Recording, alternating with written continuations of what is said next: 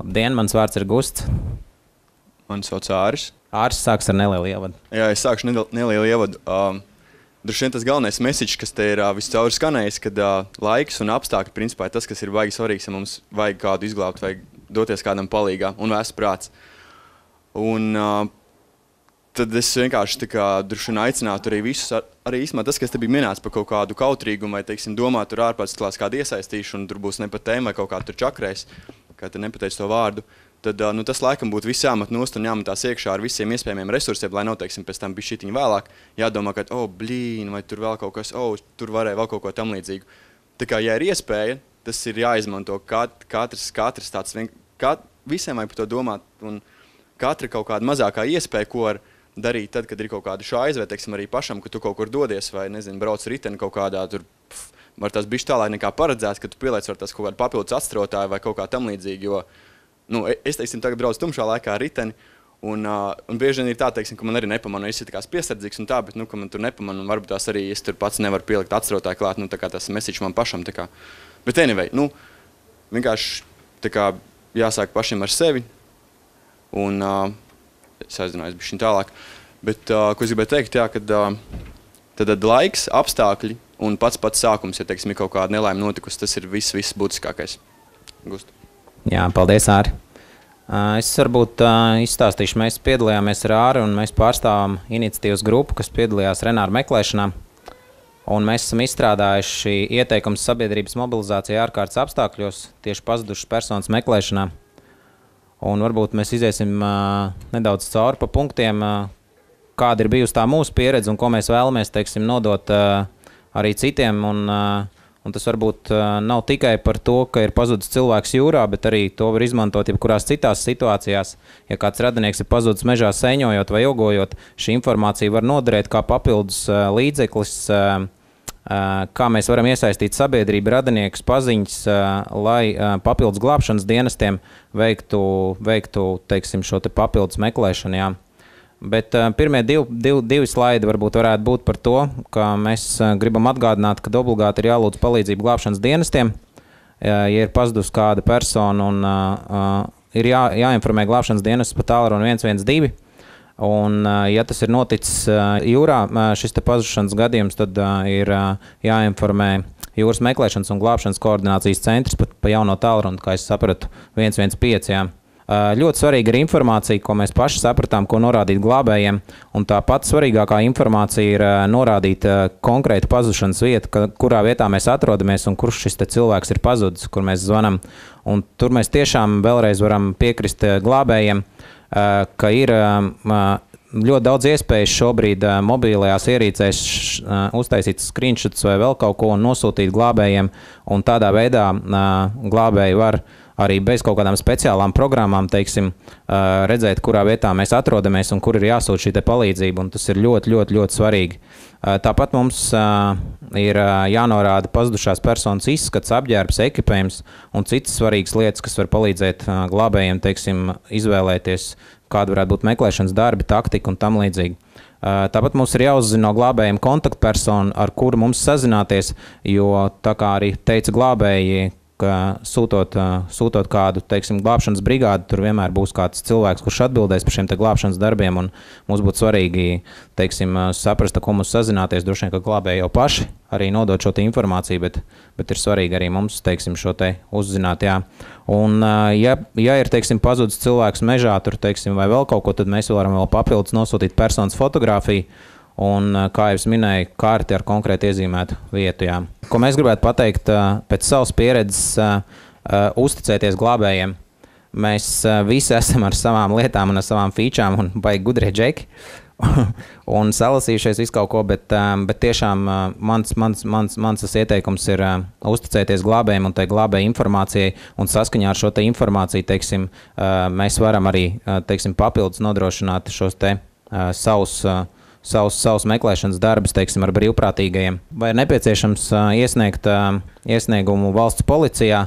Konkrētajā gadījumā, kas notika gada sākumā, šāda nepieciešamība nav, bet ja cilvēks, teiksim, ir pazudis Kā man informēja policijā, tur ir izstrādāti ministra kabineta noteikumi, kādos gadījumos ir jāiesniedz iesniegums un kādos nav, bet reāli tas dzīvē notiek, ka katrs gadījums tiek izskatīts individuāli. Ja, teiksim, atnāk māte un saka, man 50-gadīgais dēls ir pazudis, kurš arī pirms nedēļas bija pazudis, bet atrasts Joker klubā, ja, tad, principā, droši vien, ka policija nogaidīs šīs 48 stundas un apskatīties, vai dēls nav no Joker kluba atnācis atpakaļ, ja. Ļoti, ļoti svarīgi ir informēt draugus un paziņas. Tas ir nākošais, kas ir jādara, jo mums visiem ir draugi, mums visiem ir paziņas, un tur ir cilvēki ar nedaudz vēsāku prātu, un viņiem varbūt ir idejas, ko viņi var piedāvāt šajos meklēšanas darbos, un viņiem ir iespējas, viņiem ir kontakti, un tāpēc pēc iespējas vairāk mēs apzinot cilvēkus, kuri mums var palīdzēt, jo mums izdosies atrast cilvēku, teiksim, dzīvu izglābt un tādā veidā. Jo gadījumi mēdz būt dažādi, un varbūt tiešām cilvēks ir aizgājis uz mežu ogot un seņot, un ir salauzis kāju, netīšām klūpot, un nav mobilais telefons, un tādā veidā mēs varam izglābt cilvēku dzīvību. Kas mūsu gadījumā bija svarīgi, un mēs to arī uzskatām, ka tas ir svarīgi kuros citos, teiksim, meklēšanas darbos, iecelt meklēšanas darba koordinātoru. Tas ir pats svarīgākais posms, principā, lai meklēšanas darbi noritētu veiksmīgi, un koordinātoram tad ir uzdevums vadīt un organizēt šos meklēšanas darbus. Skatoties, cik meklēšanas darbi ir apjomīgi, koordinators var pēc tam iecelt savu asistentu, teiksim, kurš var nepieciešamības gadījumā palīdzēt vai arī pārņemt meklēšanas darbus, kā teica arī glābšanas dienas, teiksim, ka cilvēkiem ir zināms darba spējas un zināms nogurums, un tur, teiksim, ja tie meklēšanas darbi iet vairākas dienas, kā arī mūsu gadījumā tas bija, mēs varējām viens otru, teiksim, pārņemt un papildināt. Koordinātori ir jāizvēlās ar emocionāli noturīgu, ar lielām darba spējām, organizatoru spējām, vadītāju spējām, kurš var pieņemt lēmumus ārkārtas situācijās. Kurš ir tāds, ar tādu reālu skatījumu uz šo te meklēšanas lietu, un ārs bija ļoti labs. Paldies. Koordinātoram nepieciešamais aprīkojums ir obligāti ir jābūt vietālrunim, ir jābūt datoram un pieeja internetam, ir jābūt lādēšanas ierīcēm, kartēm, kur mēs atzīmējam šo te meklēšanas vietu un apstākļus un specifiku. Un koordinātora galvenās funkcijas ir vadīt meklēšanas darbus, koordinēt iesaistītās personas, to sadarbību, komunicēt ar glābšanas dienestiem, sabiedrību mēdījiem, organizēt sapulces. Īpaši svarīgi ir izveidot un publiskot meklējumās personas fotogrāfiju, karti, schēmas un citas lietas, kas var noderēt meklēšanas procesā. Šis te viss ir tādas lietas, kas ir jābūt koordinatoram, kas koordinatoram arī būtu jādara, un tās viss ir ļoti svarīgi. Mūsu gadījumā arī ļoti mums palīdzēja Roberts, kurš izveido šīs te meklēšanas kartes un publicēja internetā, un tā mēs varējām, teiksim, pēc šīm te kartēm saprast, kur ir meklējis un kur mums vēl jāmeklē. Gar krasta līniju tas bija nedaudz vienkāršāk. Ja tas notiek, teiksim, sauszemē mežā, tad varbūt tas ir grūtāk, bet arī nav neiespējami. Bez kartēm mēs meklēšanas procesos vienkārši apjuksim tuvāko 2-3 stundu laikā, ja nebūs šīs te kartes un nebūs cilvēks, kas, teiksim, šīs te kartes aizpilda. Tāpēc koordinatoram arī varbūt, ja šie meklēšanas darbi ir apjomīgi, ir jānodrošina cilvēks, kurš speciāli strādā pie kartēm. Ļoti svarīgi šajā gadījumā nostrādāja sociālajie tīkli. Mēs katru dienu, katrs pavadām noteikti laiku sociālajos tīklos, un šī ir tā platforma, kur mēs varam uzrunāt līdzcilvēkus. Un ir jāinformē Facebook, draugiem, Twitter, Instagram, portālos Facebook un draugiem LV ir jāizveido grupas. Teiksim, ar nosaukumu Meklējam Jāni, kur jāpublicē informācija ar uzaicinājumu iesaistīties pazudušas personas meklēšanā, norādot meklēšanas vietu, darbības plānu, nepieciešamo aprīkojumu, ekipējumu, koordinātoru kontakts un citas svarīgas lietas. Tāpat jāaicina portāla lietotāji dalīties ar šo ziņu, un izveidotā grupa regulāri jāpapildina ar aktuālo informāciju par meklēšanas procesu, kā arī jāsniedz atbildes uz grupas lietotāju jautājumiem, ieteikumiem, piedāvājumiem. Publicējot ziņas sociālajos tīklos, jāpievērš uzmanību valodas izvēlei, vai tā ir latviešu, krievu vai angļu, teiksim, ņemot vērā meklēšanas reģionu specifiku. Ļoti svarīgi mūsu gadījumā arī nostrādāja tēmturis vai mirkļbirka, vai hashtags. Piemēram, teiksim, nosakot šo te hashtagu, cilvēki dalījās ar šo te hashtagu gan Twitterī, gan Instagramā, gan Facebookā, arī draugiem LV. Un tādā veidā cilvēki varēja internetā vienkārši ievietojot šo te hashtagu, saprast, kas kur ir noticis un tajā pašā Twitterī. Un es tiešām satiku cilvēkus arī piekrastē brīvprātīgos no konkrētajiem ciematiem, kas tieši izmantojot šo te hashtagu, Twitterī bija atraduši informāciju, kur kas notiek un kur ko ir jādara pirmajā naktī. Meklēšanas darbiem ir jāpiesaist pēc iespējas vairāk brīvprātīgie, kuru vada koordinators, jālūdz palīdzība ir vietējai pašvaldībai. Tas arī ir ļoti, ļoti svarīgi. Vietējiem iedzīvotājiem, zemesargiem, medniekiem, jaunsargiem, skautiem, kinologiem, ūdenslīdējiem un citām personām, kuras var palīdzēt meklēšanas darbos. Ļoti, ļoti nav jākautrējās no šīs te palīdzības lūgšanas, jo šeit iet runa par cilvēku dzīvību, par cilvēku izglābšanu. Un tiešām pašvaldības var ļoti daudz ko izdarīt. Vietēji iedzīvotāji vispār miljons.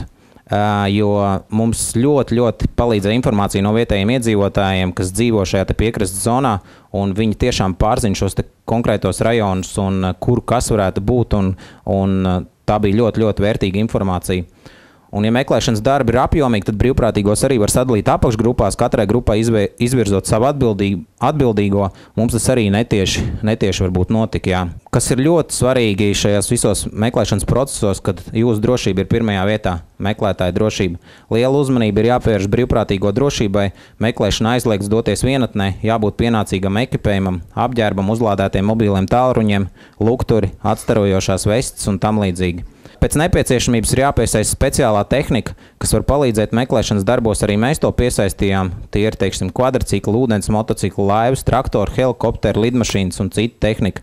Nav jākautrējās prasīt šī te informācija, teiksim, paziņām, draugiem par teiksim, cilvēkiem, kuriem varētu būt šī tehnika, kur varētu palīdzēt.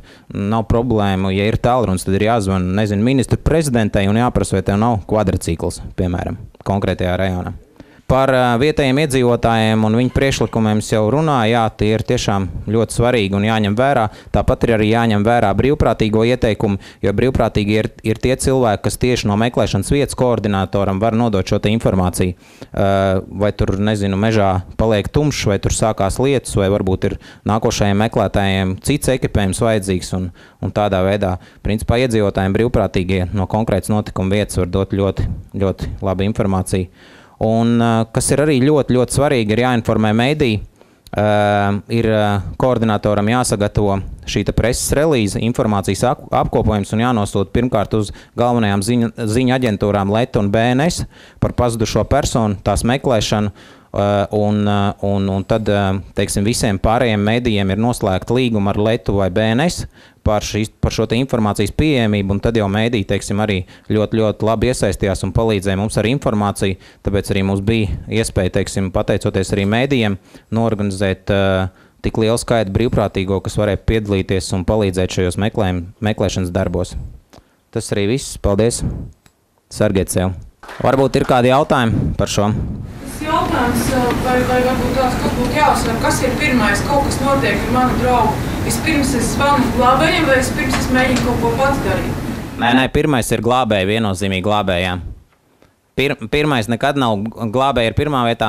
Šis plāns ir tikai un vienīgi, ko mēs varam darīt papildus glābējiem, kas arī ir ļoti būtiski. Bet pirmais ir glābējām. Pareizi? Tieši tā. Cenšoties neatgūtinot Es centīšos to vēlreiz uzsvērt. Tas ir ļoti apsveicami, ka tiek organizētas visādas sabiedrības palīdzības. Un, protams, jo vairāk cilvēku, jo ātrāk mēs atradīsim. Taču vajadzētu spēt visiem izvairīties no tām situācijām, ka jūs traucējat kaut kādām speciāliem dienestiem vai speciālām tehnikām viņu izmantošanā. Kā piemēru minot, ja tagad sabirs iekšā tai ūdenī kādi 17 ūdensmoči, ja, un tur dzenāsies arī arī kaut kādi brīvprātīgie peldētāji, kas palīdzēs. Es, protams, bišķītiņu pārspīlēju, ja? Bet idejā meklējot, mēs novērsīsimies, pieņemsim, mēs ieraudzīsim cilvēku, mēs ieraudzīsim laivu, mēs pielidosim viņai klāt, paskatīsimies, jo mums būs jānoziņo par kaut ko atrast ūdenī.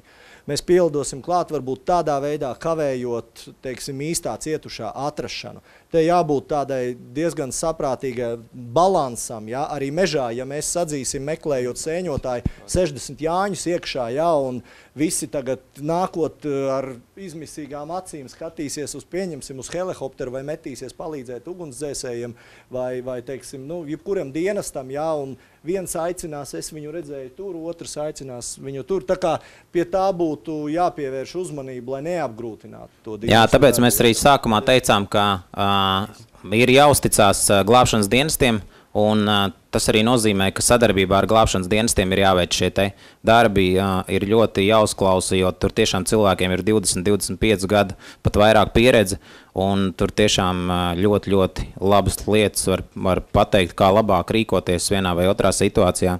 Tas ir tas koordinātora darbs, komunicēt ar šiem dienestiem un pēc tam dot tālāk, teiksim, uzdevums jau, teiksim, citiem cilvēkiem, kas meklējām. Paldies!